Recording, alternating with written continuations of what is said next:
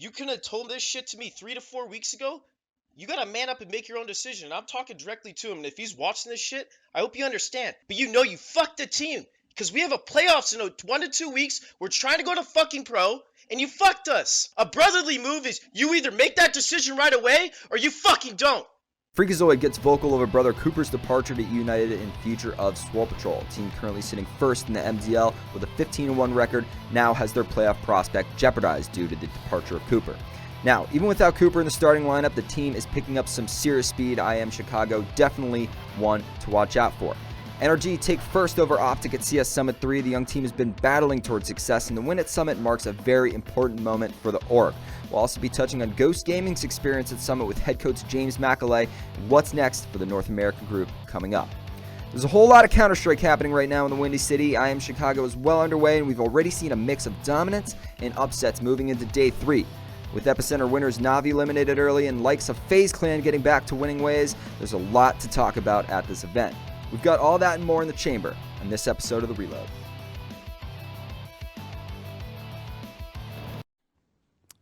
What's up, guys? My name's Cody Luongo. Welcome to the show. I'm joined here by Erik Stromberg and James Macaulay. How are you, boys?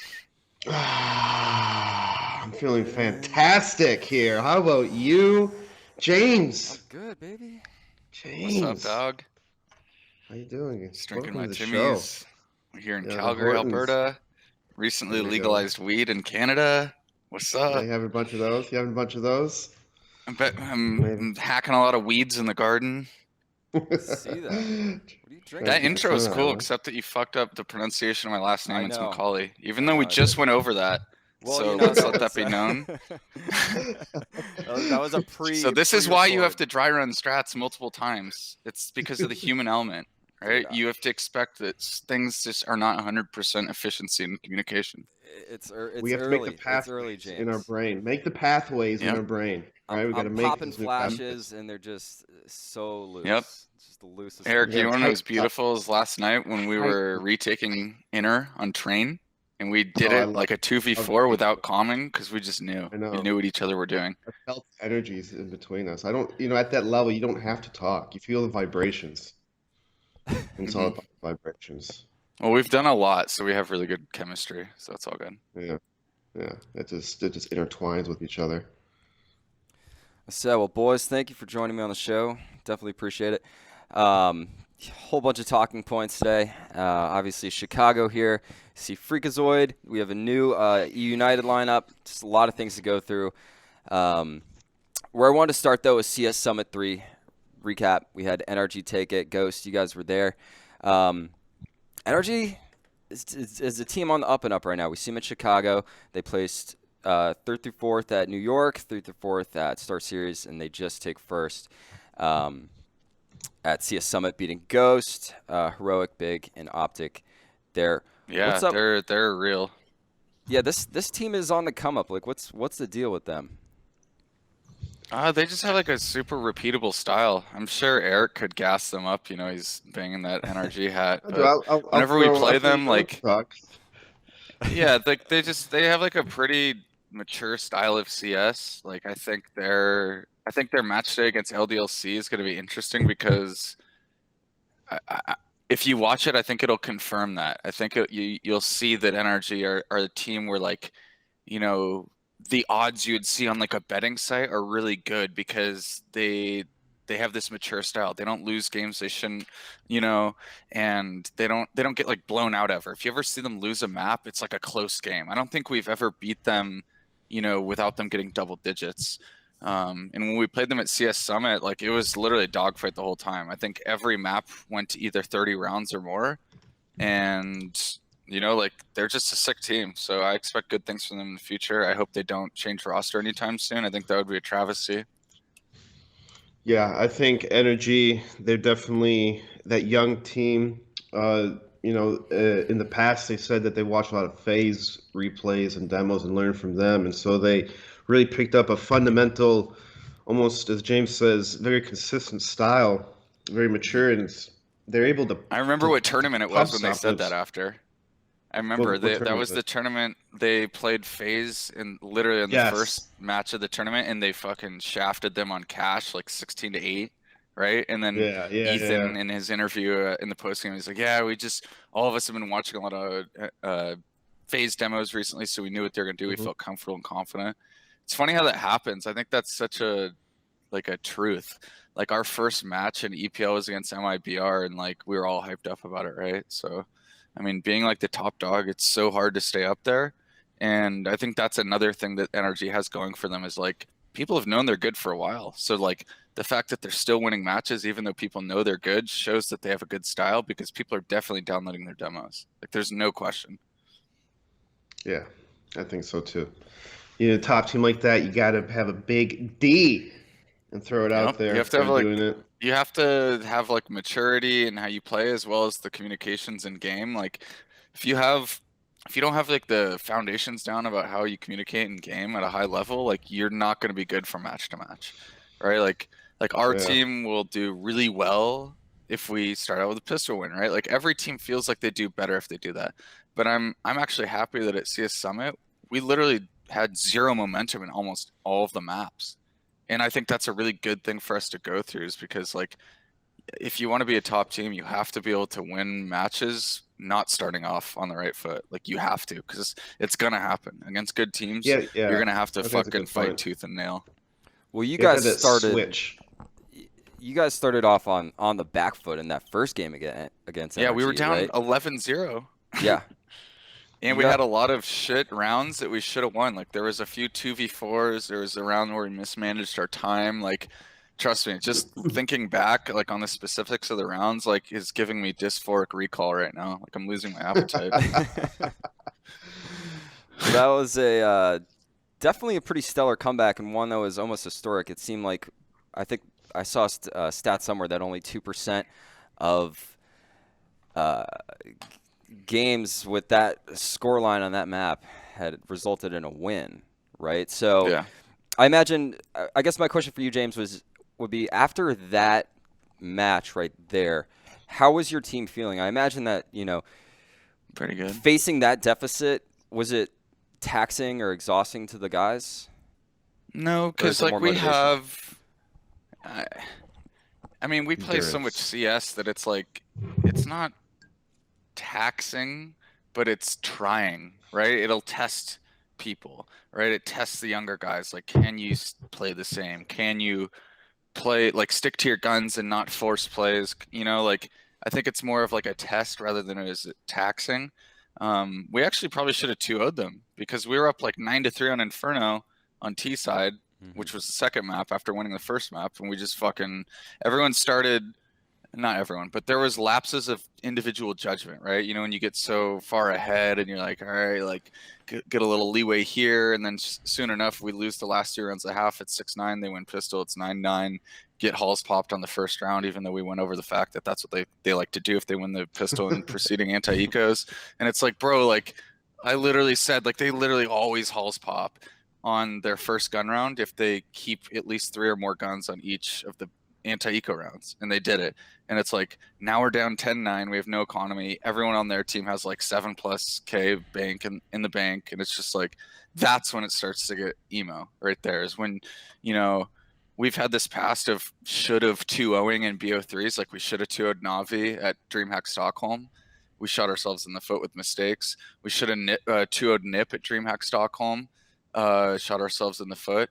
And it's like when I bring these things up to my guys, like we're not bringing it up to like make them sad or punish them and tell them about like the times that could have been or should have this, but it's to show you like we had control in those matches. It wasn't like, we didn't make mistakes. Like we made a ton of mistakes. So it's all about minimizing the frequency with which you make the same mistakes. So hopefully we can get over that. Right. So you guys had faced NRG, and then OpTic in the lower bracket. Did you feel like that was sort of an unfortunate draw as both those teams are the grand finalists? No, I mean, any of those teams at the tournament can win. Like, they're all good teams, and, like, OpTic was on one that day. Like, I don't like to make excuses, but that game was at 9 a.m., and we got to the CS Summit House at 8:30, and then we didn't get our SSDs until 8:45. And if you think about it, we're on the West Coast at CS Summit. Where's OpTic from? Denmark, which is plus Yeah, 8 Europe hours, plus area. 9 hours. So at 9 a.m., that's 3 or 4 in the afternoon. So they're mentally more awake. Like, I just remember, like, it was pretty obvious we weren't hitting shots that morning. And it just sucks because I remember when we played them last time at Zotac, we bodied them. Not to take anything away, they're obviously getting better, but I just remembered us losing a ton of fights in that game that we shouldn't have. So it's another growing pain. Like, all these things are things that, it's not an excuse. It's just like it's a fact of life, right? Like, so next time we're in that situation where, you know, you could be tired, then we'll have to come up with some way of combating that, right? Because we don't want that to be a thing, right? Yeah, that's very interesting that you say that about a lot of people from the outside don't understand the amount of effort and like scenarios that you need to compete at a super high level. You know, like if a Yeah. team has an edge or an advantage, it makes that much more of a difference to where, you know, at this high level, you're pretty much fighting for that 1%, you know, who's the 1% Yeah. better on that day, you know, for the most part. And like little things like that, I could see that being a big problem. And, you know, for a team like Ghost, who, you know, you guys are relatively new in terms of on this, I guess, in the scene, I mean, a year, Yeah, but like we were pretty like irrelevant. Core. Like, if you look at Ghost last season, they were pretty irrelevant in Pro League. Sorry to cut you off. Keep Yeah. going. No, it's fine. It's a good point. And I think that, you know, it's good that you're talking about, hey, even though you guys found a lot of success, there's still a lot of underlying problems behind the scenes where every Mhm. team is always constantly working at trying to strive to get better. And so it is good Yeah. to hear that kind of insight. Yeah, and I think to your point, James, it brings up like that scheduling problem. The problem with scheduling, like how players are traveling and working off minimized sleep. There's so many freaking leagues happening at once. I remember day one of IEM Chicago, Olaf did a sideline interview with Stunna, and he's going after a win. He's asking him, how do you feel, and he's going, I feel terrible. We just got off the plane. He literally said Well, it's I mean, nobody's unacceptable. forcing them to play. If a person on the team says that they'd rather not play an event, like, that's usually respected, because a lot of these players at this level, especially Olaf Meisters, not to like make it seem like he's not his own unique guy, but a lot of these guys at the top level, if they tell their org they don't want to play a tournament, they'll respect it. So to complain about that is kind of sketch. I do think that, like, there is a saturation in events. Like, I would love to watch every fucking match every day of pro teams, just to, like, if I could have the Matrix and like download it into my head, just to know, like, because you're gonna miss strats, like, you're gonna miss shit. You want to know what's interesting about that, Eric? Is I actually, when I'm like doing my work for Ghost, like, if we're not all on together and I'm doing like demo viewing or whatever, I usually have the streams on in the background, but I only turn up the volume during the analysis segment, because I want to hear, like, I want to hear like Chad tell me about like what's a cool thing they did, because I actually think Chad is a sick analyst. Like, Yeah. he is really underappreciated in my opinion.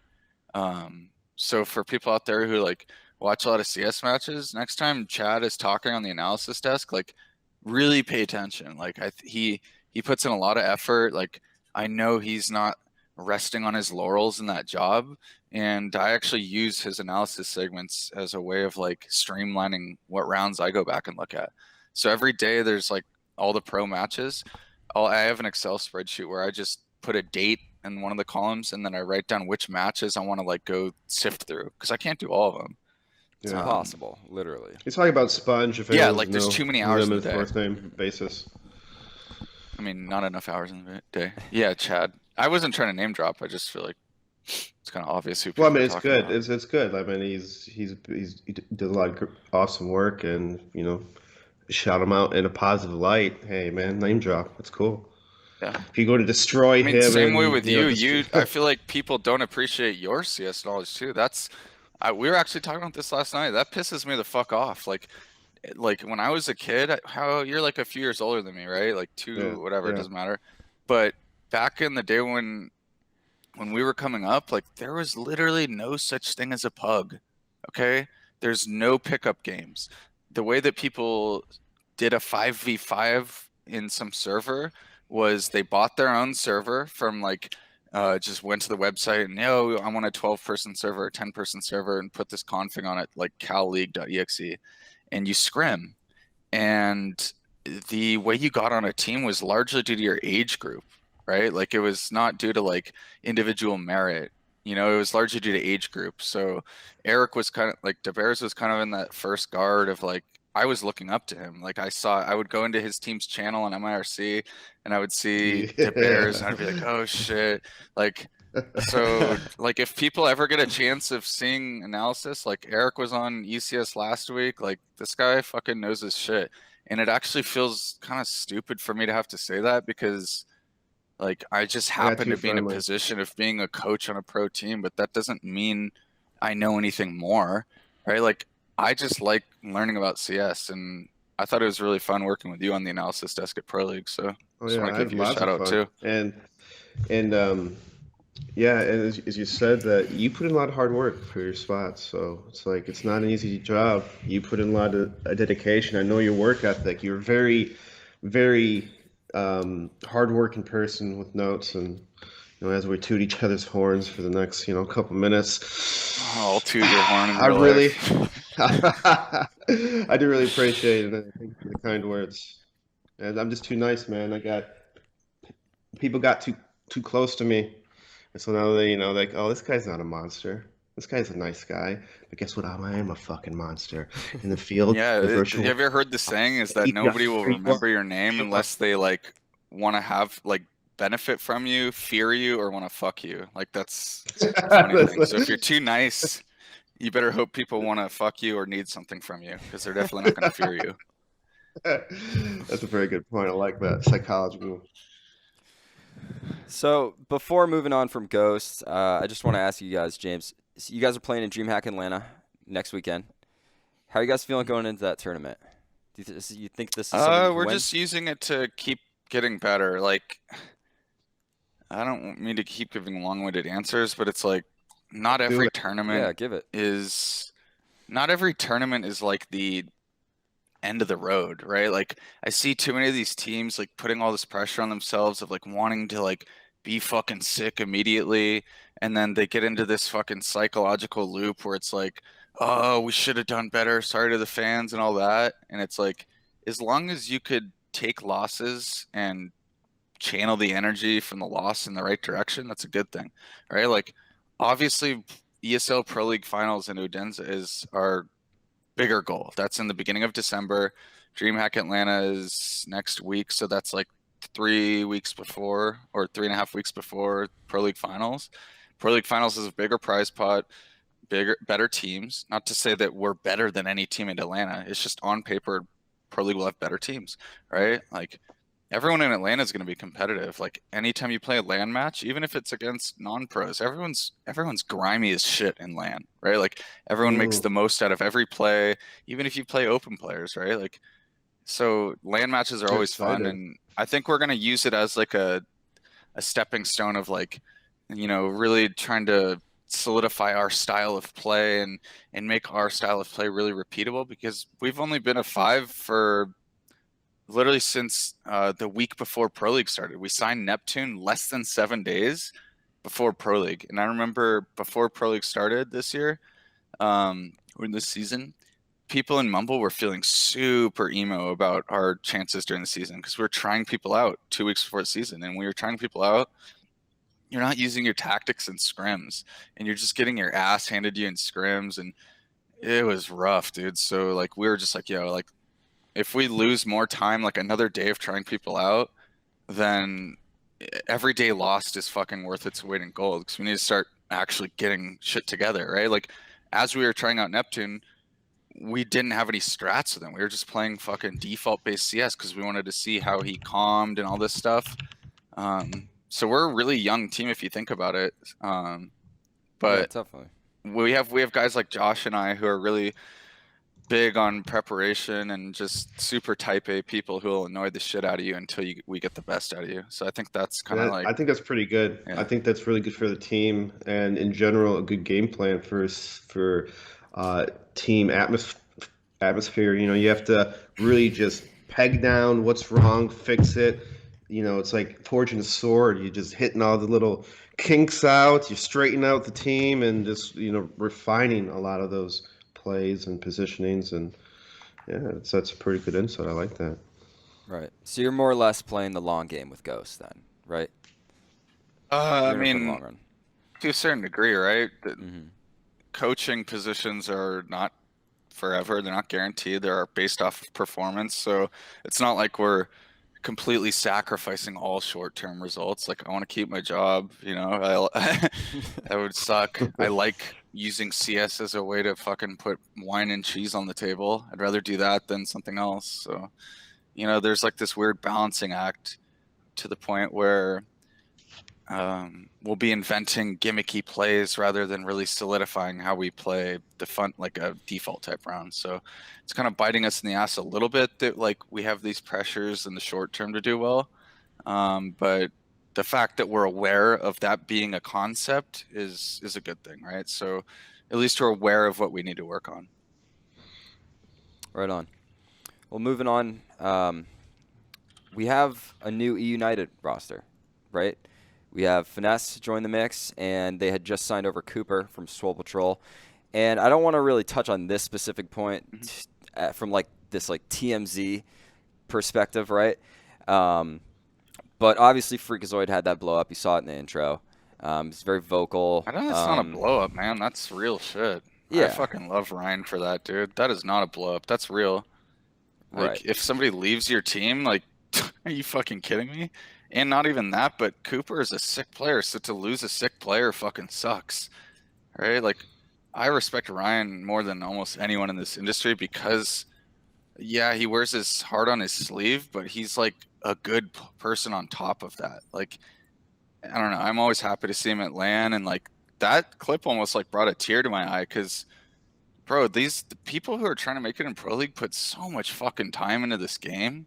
Like, it's literally so much time and so much work, and you can hear that coming through in his voice. Like, none of that was premeditated, like, for entertainment. Like, this is their life. Like, they put everything into it. So, I don't think it's a blow up, man. Like, I don't think that's fair at all. Like, yeah, it was fucking spirited and high energy, but I think that's a disservice to call that a blow up. Yeah, I didn't necessarily mean it in that sense as much of, yeah, it was super emotional, and it hurts to see, right? For Swole Patrol in their position, they were the top of the MDL, and then you lose Cooper. I mean, I'm just more or less trying to figure out, was it right for Cooper to wait to accept the contract? Because according to what Freakazoid was saying is that they had sent him multiple contracts, and it took it was like 3 or 4 weeks before he had made the decision to go over to eUnited. I mean, So probably you're the wondering best if I move. think it's right? Like, I don't know. I mean, he obviously thinks it's right for himself. What do you think, Erik? I think that in that kind of situation, timing is a huge factor. Obviously, you do want to wait maybe for that better contract as he did, but the timing of it, there's definitely a certain point that I feel for Freakazoid that you have to give some time. Like maybe at that point, after the 2-3 weeks, wait till after the season's over, and then you could kind of negotiate and let your team know, hey, I think I'm going to really do this. But wait till after, the playoffs, after all this shit happens, because now the team's going to be always kind of fucked in a way where, they're in between this limbo where they just lost one of their best players. Slash Ryan's probably like super emotional because he's probably the last person. Cooper's probably the last person that he would think that would leave his team in that fashion. Yep. Because I remember Cooper like a year and a half ago, and he was a decent player, but he has improved so much in this last year. And I know Ryan and them are putting tons of hard work. As James said, you put so much time into this, and then And Ryan, I know, has turned down so many offers too. Yeah, and that's also like on top of everything that you turn everything down just to help him out as well. Like you guys think that you guys are in the same game plan, but he just kind of does this, like not really behind his back, just pulls the rug out from under you. It's just timing. Like it's just really, really bad timing, and it just makes everything way, way worse. Because if you do this whole thing under the right circumstance, it's not as bad as it's like a business thing. Like, hey, we attempted this for a year. We got far, but it wasn't enough. and then you part ways, you do whatever. But And just who the knows, time right right? before What if playoffs, Cooper and also needed like, money, right? Like yeah, Ryan played for Cloud9 and has had these like sick contracts and probably saved some money, but like Cooper hasn't been paid to play CS and he's an adult and lives on his own and money is a real thing, dude. To be stressed over whether or not you're gonna be able to fucking pay rent or put the nutrition in your body that you need or just have that hanging over your head is fucking it is hard. Like, yeah, it's motivating to a certain extent, but it's also could be a detriment after a while. yeah. I mean, he's So also I think pretty it's just jacked, so he needs a unfortunate, lot and of like you food. never know what's gonna happen. You don't know if Cooper could come back. Like there's weirder things that have happened, like Right. Word.exe. Yikes. So, how about Cooper in the eUnited lineup, though? How do we think I mean, How do we think that team's going to do? Because now they have Finesse I'll in-game leading. go ahead. It's Yeah. huge, and you have Cooper now joining, and they upset Navi day one of Chicago, but people are kind of brushing that off because it was the first day. People are jet lagged, this and that. How do we think eUnited is going to look with this trade? Well, before United beat Navi on LAN, I was kind of thinking that they lost a lot of their spark because they picked up FNS. And the reason I say that is because FNS is one of those kind of, he's a very distinct play style. And since everyone knows that play style, it kind of works against him. I think at a lower level of CS, like mid-tier, his play style can work really well. The slow kind of defaults, executes, let's toss utility here and there. But at a high level, you have to mix it up. You can't just rely on defaults and set nades every single time. And that's always been one of his problems is he's never been able to have that switch where the old eUnited used to be a little more puggier in a way where they get a lot more explosive. He needs that explosive factor in your gameplay to help complement his slow style. But that's something he hasn't. Well, he didn't find with Cloud9 really. And so, Yeah, it was go ahead. funny too. I actually fully agree with what you said. I want you to go on, but it was funny watching them on Overpass against Fnatic yesterday because he was trying to throw in explosive stuff every once in a while on the T side. It just wasn't the right time. So it is interesting because playing against teams where FNS is IGLing, if you let them play slow, they're gonna fucking dissect you. Like, don't let them do that. So you're totally right. Yeah. Yeah, they're very default centric, Clinical. kind of a methodical, very clinical, methodical, but I love that word. Keywords. It's so stiff. It's so Jesus. stiff, though. It's so stiff how they play it. It's like they're going, they're trying to follow the strat. Oh, I gotta stand Like here a and guy's throw like the flash like really like trying to not press W. He's like, just has a anti-weight on the button. Just hold this for 30 seconds every single round. Yeah. So, but I think for Cooper to join, he's obviously a very solid addition. yeah, he doesn't I'm miss not sure. shots. He has that low risk style, like device style. I remember like losing to him on train one time, and I was like, why do we lose? Like these guys feel like they suck, and they don't suck. It's just like they feel like they're not doing anything like crazy or special. Like he just literally doesn't miss a shot. Like he's just gonna play like back old bomb or bomb train, like not doing anything crazy or getting in your face, but just hitting his shots and staying alive, like playing the man advantage. Like I think Cooper's got a super bright future, and it's obviously been a bright recent past. Like I can't think of one person I've ever say anything bad about him. Like I've talked to him at LAN. He's a super nice kid, like always smiling. Yeah, very nice guy. He's a very Yeah. nice, humble guy.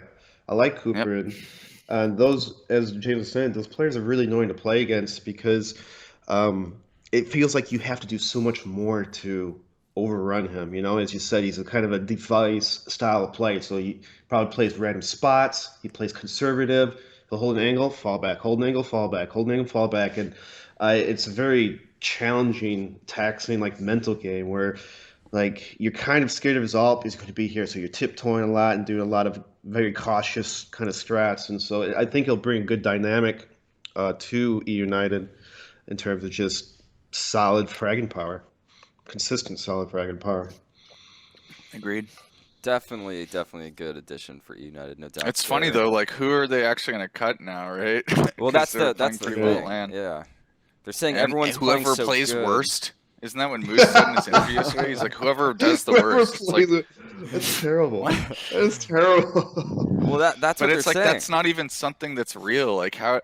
Let's say they go out today. Who do they play today in the elimination match? They play Luminosity, I believe, right? right. Like that's probably one of the most winnable matchups that they could have had today. Mhm. But let's say they lose, so they have 5 maps that they played on LAN, or they went. Did they go to? No, they went to 2 maps yesterday against Fnatic. So if they like lose, there's a minimum of 5 maps. So how are you gonna objectively say who's the worst on a sample size of 5?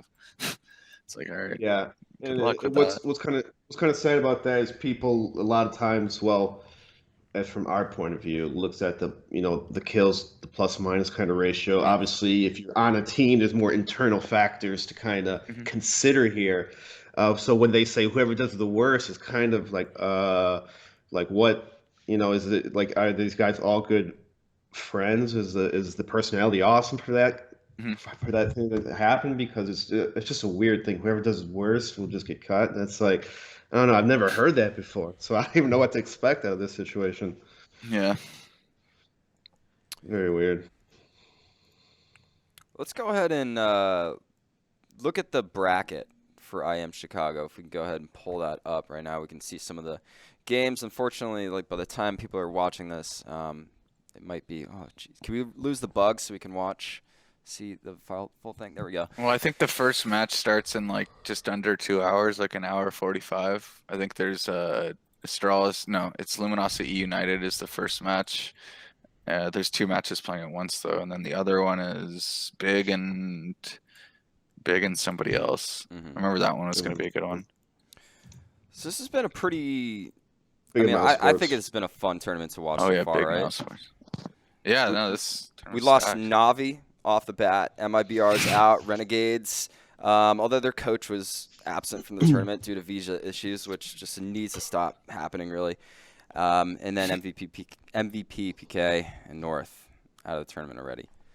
Yeah, I'm surprised to see Renegades out. Like I've been watching a lot of their games online, and they've been playing really well. So, yeah. Obviously, Navi's a surprise, but like that's just one of those weird things, Like, who did they get knocked out by? Sorry, there's just so many teams. eUnited, and Big. And then Big.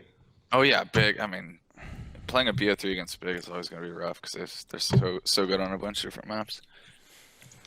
Yeah, Big is a very interesting team. I'm sure they're pretty hard to play against if you're like a known team. They seem like a pretty anti-Stratton sort of team. Just Gabi and Tabson and those guys are just I don't know. I always love feels being like at LAN with them. They're always so cool to hang out with. Like they're one of my favorite teams to see at LAN.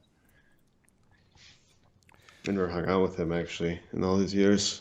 Be interesting. So Gob always likes to like tell riddles and stuff and do like thought experiments. It's fun.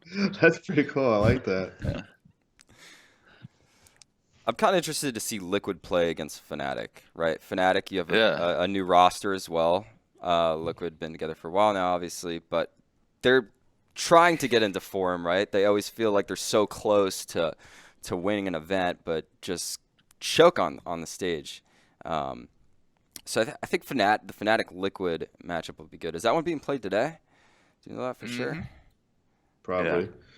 Yeah, one thing about Fnatic and Liquid, Fnatic, they have Brawl and Twist now on the team, and so Dude, Twist is so good. They've been fragging so hard. They've been fragging so hard for the team, and they've had some, like when they're on fire, it's really hard to beat those guys because they, that young, just kind of careless team. But what kind of pulls down on Fnatic a little bit is that they're probably out of all the teams one of the least structured teams in terms of just outside looking in on how they play a very looser kind of style of CS. And, you're playing against Liquid, who is more refined.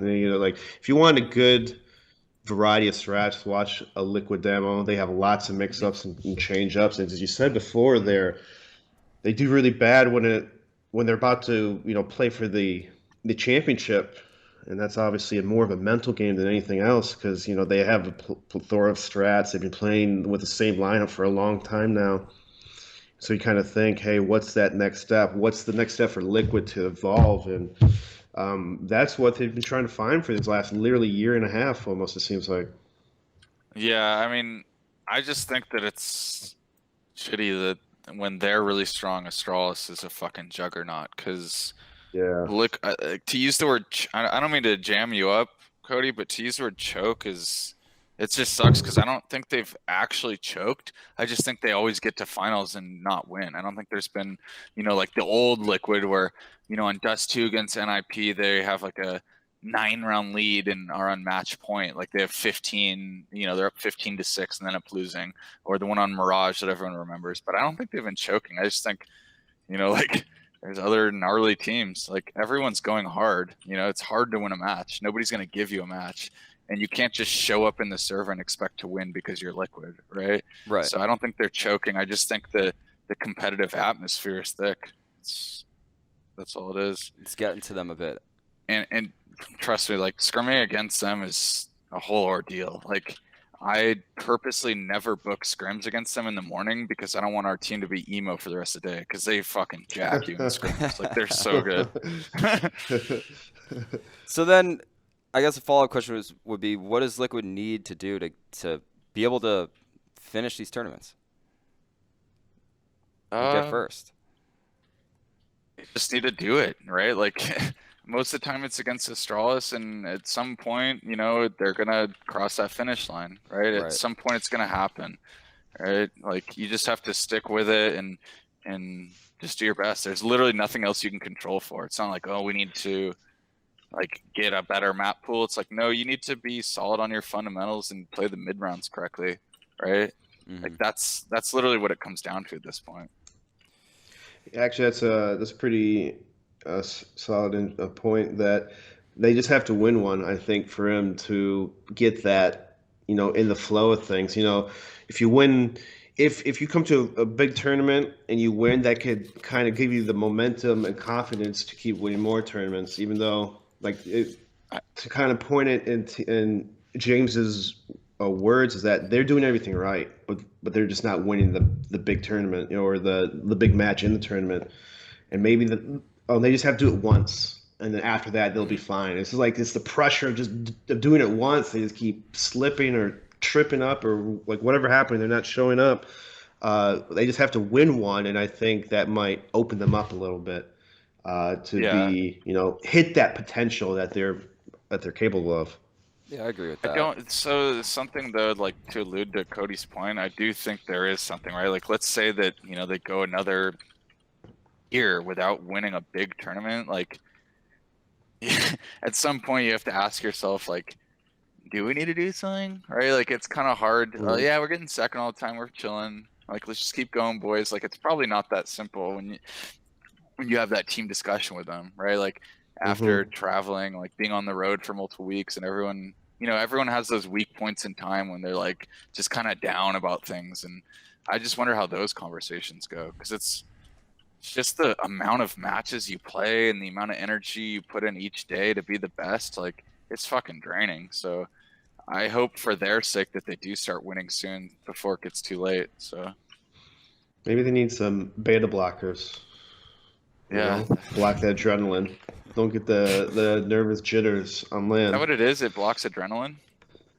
Something like How do you that. do that? It blocks like the receptors that accept, the adrenaline thing, I think. Is that a pill you take, or is that like a tourniquet? Yeah, I think it's like a pill. It lowers your blood pressure, right? Like there's a lot of people who take it for anything where there could be anxiety, right? Anxiety. Yeah, it's anti-anxiety pretty much. So like I think probably the best example would be is if you're like like an archery, like a guy or somebody who does that for like the Olympics, right? Like if you need to hit a target under stress and do something well, like that would be like the prime example of where to use it. I don't know if it'd be good in CS, because CS, like you've played so much that you should already be calm. I guess it's those ones where it's like, when you win like a 1v3 or sick clutch, the next round you literally can't aim because you were using all of your physical like capabilities. Like I think it might help in that kind of sense. Yeah. I mean, yeah, it'd be interesting to kind of test out to see how it works because you kind of need a little bit of adrenaline to push you over the edge, but there's always you need to find that balance because you have too much adrenaline, you're too jittery, you're over aiming, It's you're just like the yin too and yang of excited. life, huh, Eric? Yeah, you just need a balance, all right? The balance. When someone else is happy, the other guy's sad. Somewhere in the world, all right? It's the opposite effect, the yin and the yang. And so you need to find that That'd be balance. Can't so have too sad much if that was adrenaline. true. I mean, in order to get happiness, you need to take away happiness from someone else, right? Yeah, you need to Just kidding, dominate. it's not. You literally need to be alpha in order to be happy. Can't That's how it share is in anything with America. anyone. You gotta take it all. You gotta Mhm. take all the marbles. Let's see. So to the point of Liquid, I mean, I feel for these guys, right? Because they're always on the cusp of winning, right? It seems, and like to your point, James, I agree. Like, how are they keeping their motivation and their spirits up after just barely missing the point? It seems all the time. You know, they're a good team. They're looking consistently better and better. I guess what I would want to ask you, falling into this next clip, is how are you keeping the spirits up of your team when things go downhill, whether it be in a matchup, during a game, or after? That's okay. So in a matchup, like during a game or after, right? So those are all distinct things, and the way you go about it is different. Like the urgency is different. I'd actually say, funny enough, like probably more than half of my value to the team, like more than 50% of my value is emotional management. Because think about it, a player is going to get the most out of their abilities when they're feeling the best they can. And part of that is emotions, part of it is physical, like eat, sleep, whatever. And everyone has a different style, right? You should never assume somebody's emotional brain will work in a certain way, right? Like you should never like pound the nail down with a hammer, so to speak. So I like getting to know people on my team and establishing like a good like trusting communication with them, right? Like because if they feel like I don't have their back, then we're fucked from the beginning. Right? Like if they feel like I'm just the guy who's like overseeing them and will cut them if they fuck up, then that's bad. At the end of the day, my goal is to maximize how well our team plays. So yeah, there's a lot of emotional management. In terms of like during a match, like I can't just call a timeout every time somebody gets emo or every time the going gets tough. And it's funny, different tournaments have different rules about when you can talk. Like sometimes like if it doesn't state in the rules that you're not allowed to talk during the round, then I'm going to talk during the round. You know what I'm saying? Like why would I not do it if it doesn't say I can't do it? So sometimes I can do it more often than not. But at big tournaments, they police it really well. Like at CS Summit, like you couldn't talk during the round. You only have 4 timeouts per half, 30 seconds each. So I have to know what I'm going to say. If I want to comment about a strat, I have to be able to describe why, be able to describe it well. So yeah, like a lot of emotional management. And I think after matches, right, like in between tournaments or like at the end of the day after a loss, like that's the harder type of stuff to do because there's no 100% way you can surefire like have somebody believe in any point you say. So you almost have to like tell them something by showing them, right? Like you want to like lead the horse to water and let them drink, right? If I just tell somebody to be happy and they're sad, they can't just fucking, oh, I'm gonna be happy now, good idea, right? So it's like you, right? And that's why humans are interesting, right? Because nothing's guaranteed, and that's why certain people are good at certain jobs, and putting a lot of thought into how you word something and showing somebody you truly care and putting in the time, like all these things matter, right? Like if I wasn't a hardworking coach, like if I just fucking fucked off but I had the right thing to say, like let's say I didn't do strats, but I had the right emotional things to say, they probably listen to me less because then they don't see me as somebody who's putting in the hard time like them. So there's a lot of different elements to team play, I think, but they're pretty obvious if you really think about them. There's just so many different things to consider. Right. That's interesting because, obviously it's like esports is somewhat of it's like a mental sport, right? It's like a game Oh, of for sure. chess, So if you're not in the right mindset, 100% of the time, you're almost falling out of the game. And I feel like in those moments, those critical moments in Counter-Strike, it's so easy to see the game slip away from you when your economy's broken, the other team starts piling up rounds on you, and things like that, of that nature.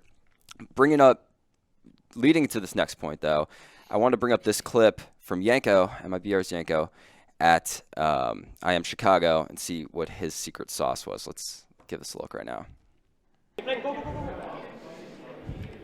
Nice! Oh, good job.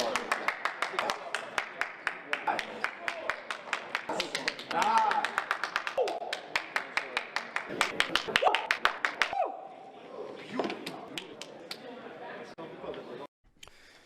It's the Yanko clap, baby. That's sick. Yanko's fucking cool.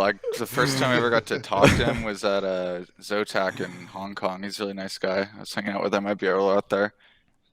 It's funny too, like how the same way like IGLs, like FNS, as Erik said, has a style. Like players have their own individual style.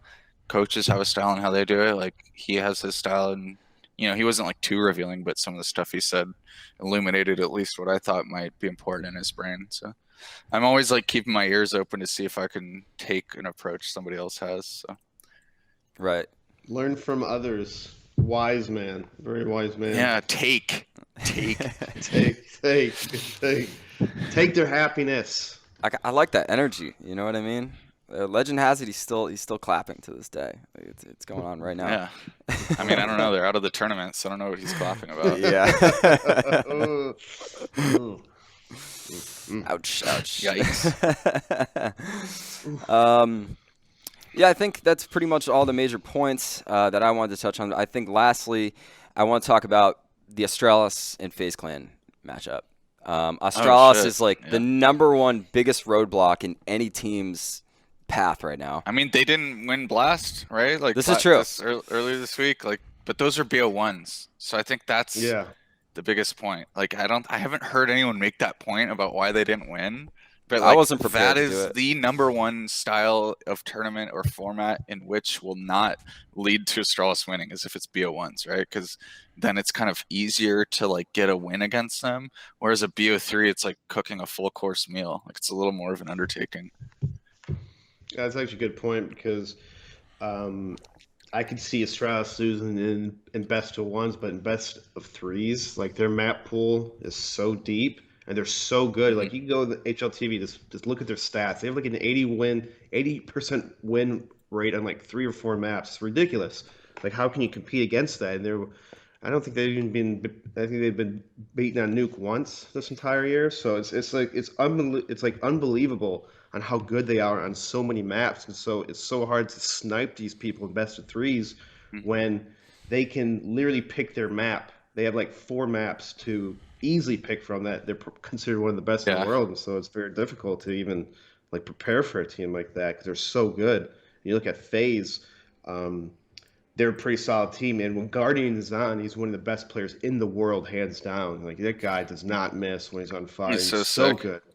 He's so good for that team. I think he's so solid. Yeah, I think he's definitely one of the best players, and of course, they have Nico, Olaf, and Reyna, all of them. The only weak link that I see, I guess, in Fraggy Park is Kerrigan, but then again, he does a lot of the important stuff. All the bitch rolls where you're flashing for your teammates, you're smoking, you're distracting, you're maybe listening for a rotate or something. He's always in those kind of roles, and so it always looks worse for him because now he's not even the IGL anymore. So, that might be in the back of his head for every tournament that he plays, that he has to play above and beyond his normal self, or he's going to get cut for some other support player that can kill a little bit more than him. Yeah, I mean, that would be a shame, right? Because every time you remove somebody from a roster, it's a setback. It's just like in a regular business where, let's say that you have an engineer and then you want to fire him because he's not doing well or he's not optimal. He's not doing 0. A lot of time, he or she, like people very few times in life have 0 value. So the turnover aspect of losing somebody and bringing somebody else back up to speed. Like a lot of times people forget about that, right? There's going to be some downturn. Even if like there's that honeymoon period where you might win a match or two, like trust me, it usually is not as rosy as you think it is to make a roster switch unless somebody is a complete asshole and makes people not want to play. That's like the one time where it's like definitely a roster change should happen, is if there's like a bad attitude and it makes other people not want to play. That's the one thing I can think about, other than of course like the obvious stupid things like cheating. But I hope for the best for Kerrigan. Like I like for the best CS to be played, and I think the best CS to be played would be as if he doesn't get cut. FaZe is a team that I don't necessarily want to say they're back to their winning ways yet, but they seem to, improve a bit in form since, they kind of hit a little bit of a slump after getting Olaf back in the mix. It seemed to have taken them quite a while to put things back together. But do you guys think they can actually challenge or even beat Astralis here in this matchup? Yeah, absolutely. Yeah. Still, like they play the match for a reason. Like you play to win the game. Like they don't win. If there wasn't a chance, like they wouldn't play the match, right? Oh, it's already done. Like let's just fucking relax, right? We'll play the lower bracket. You guys can have it. Like you still got to pop heads. You still got to do all the things and cross the T's and dot the I's. Like I actually like blocked out that part of my day because I want to watch it. I don't want to have like a superficial viewing of it. I want to watch the game. Like I'll literally have a notepad out and like write cool shit that I see or ideas I get. Like that's gonna be a cool game. Yeah, definitely. It'd be a good clash to watch. Rounding things out, I want to play our weekly play of the week. We'll get that going for you guys. Let's just take a look. Spoiled it. He just spoiled it right now. I'm thinking what is the best play? I don't know. There you go.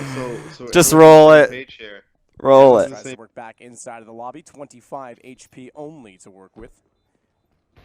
As the bomb will reach its logical conclusion. Is he going to go for this? Are they still down there? Oh my god. Oh my god. Oh my Zipix. Clutch Minister's got a new sermon. Unbelievable. Unbelievable from Zipix. He is the Clutch Master, and that is ungodly. I'm sorry it's got to go that way north. Oh my. Brilliant. Get them out of here. I absolutely love that.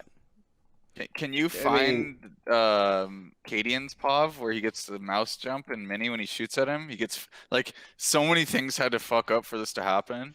Cadian was in Mini looking at him as he came out of Squeaky, and he had the thing where if you have a mouse bound to any of scroll wheel up or down, sometimes it could like the hardware will register such that like it's close to a click but it's not there. And as he shot, he jumped with the op, and I don't know. That was just crazy. I don't know. It's funny though, dude. When you pug on nuke, people leave the bomb so early. Like it's the most ninja-able map for sure. Which I had my 2 points. One Zetnix.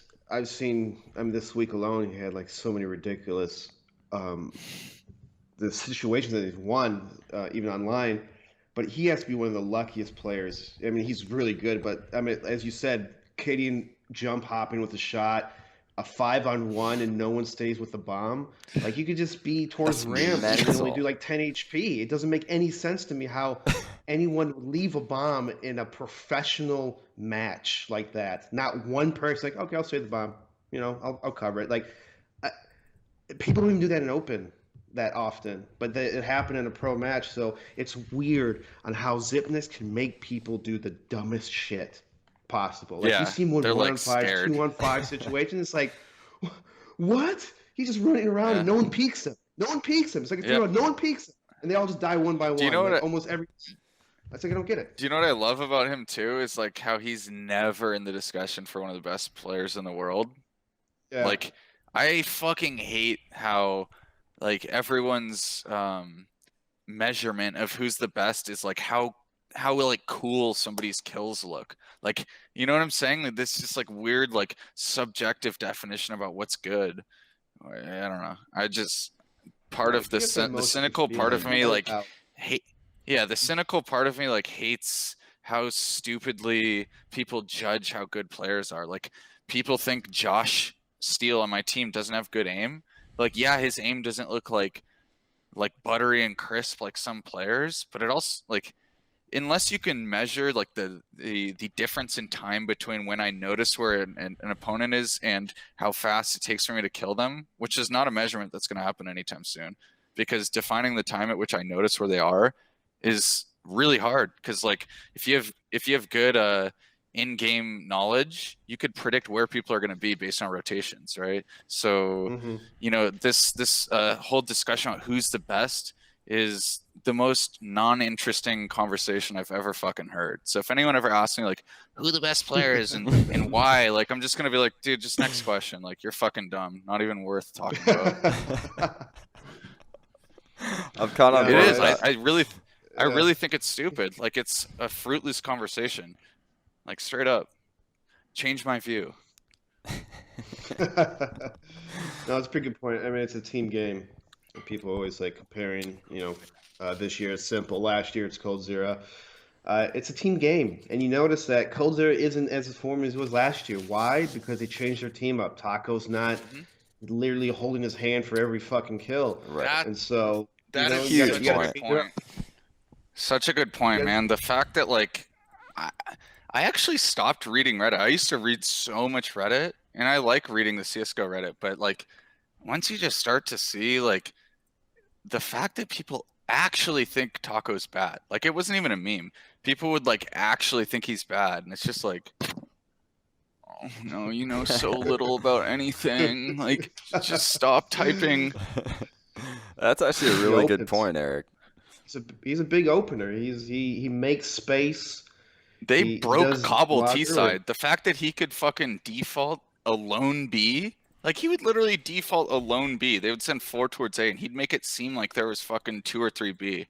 Like, he is so fucking good at the game. It upsets me a little bit, too.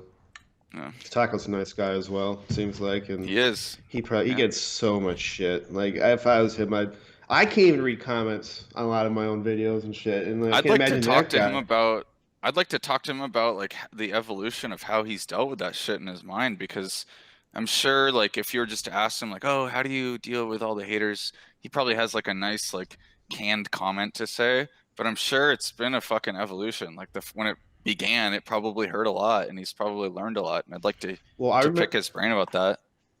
I remember a stream on Fallen. It was, like, 1 or 2 years ago. I think it's when they first joined SK, or, like, a process, like, right at the end of Luminosity.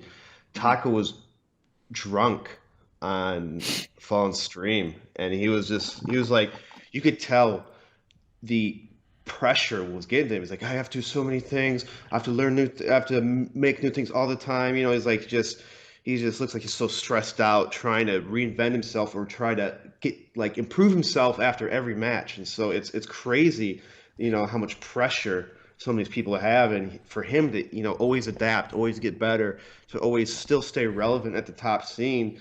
You know, he's putting a lot of work behind the scenes that people are like, oh, he's a bot. Yeah, he may make some dumb decisions here and there, but we're looking at it from we look at it from an HLTV. We can see all the people. We know what setup they're doing at the start of the round. He has to find that information. He has to probe. He has to do his thing to like, oh, there's 2 people here. I have to run out here. Oh, I got caught out because, you know, they did a random stack. We can see that. At the end of the day, he makes decisions with a lot of uncertainty at hand. And he does a fucking good job. And the fact of the matter is he's really good. Most people on Reddit are not good. The percentage of, like, if you let's just do a simple fraction. Like, the top of the fraction, the numerator is number of pro players. The bottom is number of players in CS. It's a fucking small ass number. Like, you have to be really good to be a pro. Like, you have to put in the sweat equity. That's it. That's all it comes down to. A lot of hard work, a lot of demo reviews and refining. It's not easy. Yeah, I got to roll here soon, so I don't know if we want to talk about anything else. I got like 5 minutes. No, that's pretty much it. I wanted to let you guys finish up your thought, but thank you, James, Erik, for coming on. I really appreciate it, as always. Appreciate it. James, good luck at DreamHack Atlanta. Keep up the good work. Erik, I'll see you on the ECS stream, all right, pal? I'll be on later today. Peace, Thank brother. you, James. You were fantastic. Thank you, Cody. Adios, everybody. See you guys soon. Peace. That'll do it for this episode of The Reload, guys. Thank you for watching.